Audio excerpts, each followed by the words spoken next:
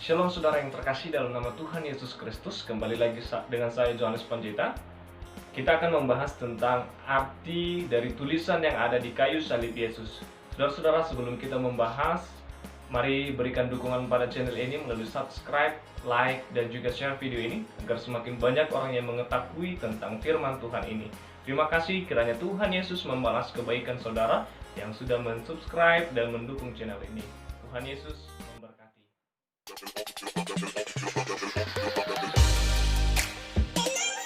Saudara-saudara yang terkasih dalam nama Tuhan Yesus Kristus, ketika kita memperhatikan salib Tuhan Yesus, ada sebuah perbedaan yang membedakan antara salib Yesus dan salib orang yang ada di sekitar Yesus atau yang ada di sebelah kiri kanan Tuhan Yesus. Apa itu? Yaitu sebuah tulisan yang bertuliskan huruf INRI atau INRI. Inilah yang menjadi perbedaan antara salib Yesus dan salib orang yang ada di sebelah kiri dan kanan Tuhan Yesus. Saudara yang terkasih dalam Kristus, tahukah Anda apa arti dan makna tulisan itu? Dan inilah yang akan menjadi pembahasan kita. Kita berbagi firman Tuhan, apa arti dari tulisan yang ada di kayu salib Tuhan Yesus. Saudara-saudara, mari kita buka dalam Markus 15 ayat 26, Lukas 23 ayat 38, dan Yohanes 19 ayat 19. Dan saya akan membacakan ketiga nats ini kepada kita semua. Kita memperhatikan Markus 15 ayat 26, beginilah firman Tuhan. Dan alasan mengapa ia dihukum disebut pada tulisan yang terpasang di situ, Raja orang Yahudi. Lukas 23 ayat 38 berkata, ada juga tulisan di atas kepalanya, inilah Raja orang Yahudi. Dan Yohanes 19 ayat 19 berkata, dan Pilatus menyuruh memasang juga tulisan di atas kayu salib itu, bunyinya, orang Nazaret, Raja orang Yahudi. Nah, saudara-saudara, ketiga nats firman Tuhan ini, ketiga Injil Tuhan ini menggambarkan arti dari tulisan yang ada di kayu salib Tuhan Yesus. Dalam bahasa Indonesia, inilah yang dimaksudkan tulisan yang ada di kayu salib Yesus. Tulisan itu artinya Raja orang Yahudi. Ketiga Injil ini, Markus, Lukas, dan Yohanes, mengartikan dalam bahasa Indonesia, tulisan itu adalah artinya inilah Raja orang Yahudi. Nah, saudara-saudara, kenapa dikatakan inilah Raja orang Yahudi?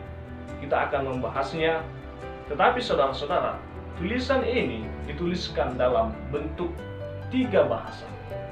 Bahasa yang pertama yaitu bahasa Ibrani, dan yang kedua bahasa Latin, dan yang ketiga bahasa Yunani. Mari kita lihat dalam Yohanes 19 ayat 20, firman Tuhan katakan seperti ini.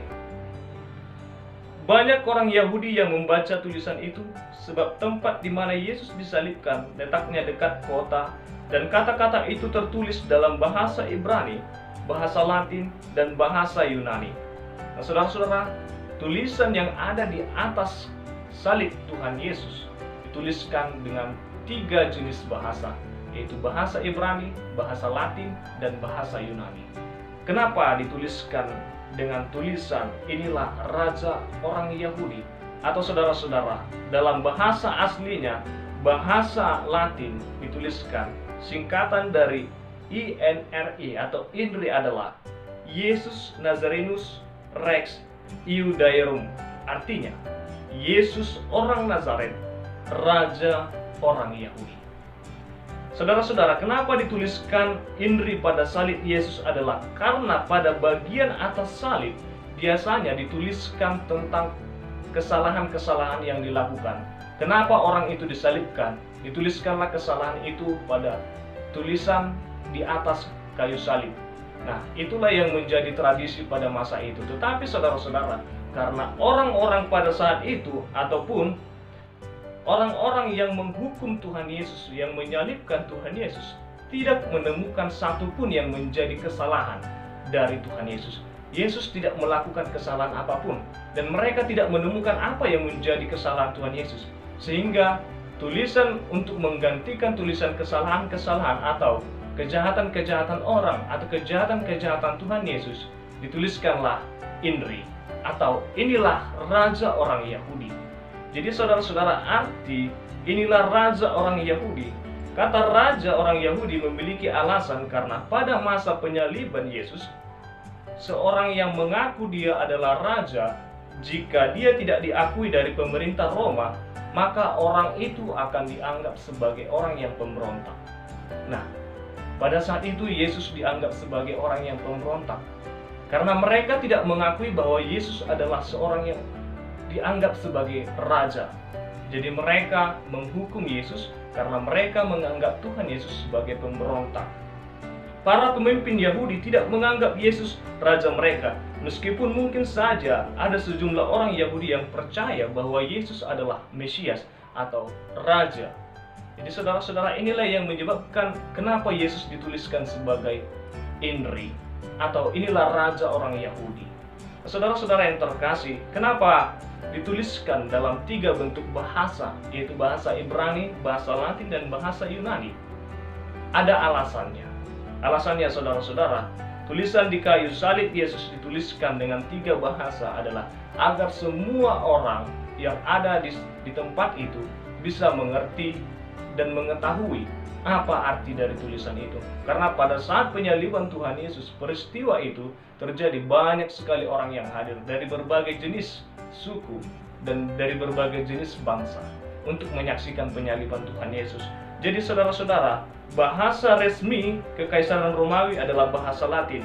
Walaupun banyak orang Romawi mungkin berbicara dengan bahasa Yunani, dan bahasa Yunani ini adalah bahasa yang digunakan sebagai bahasa perdagangan yang umumnya dipakai di seluruh dunia Laut Tengah. Itulah alasan kenapa di dalam tulisan salib Tuhan Yesus dituliskan dengan 3 bahasa, supaya orang-orang mengerti apa arti dari tulisan tersebut. Saudara yang terkasih dalam Kristus, itulah arti dari tulisan yang ada di kayu salib Tuhan Yesus. Itulah yang bisa saya bagikan tentang firman Tuhan hari ini. Arti kenapa di salib Yesus ada tulisan ini, atau dalam bahasa aslinya yaitu Yesus Nazarenus Rex Iudaeorum, yang artinya Yesus orang Nazaret, Raja orang. Saudara yang terkasih dalam Kristus, demikianlah pembahasan kita pada kesempatan ini, yaitu membahas tentang arti kenapa tulisan Yesus ada tulisan Inri.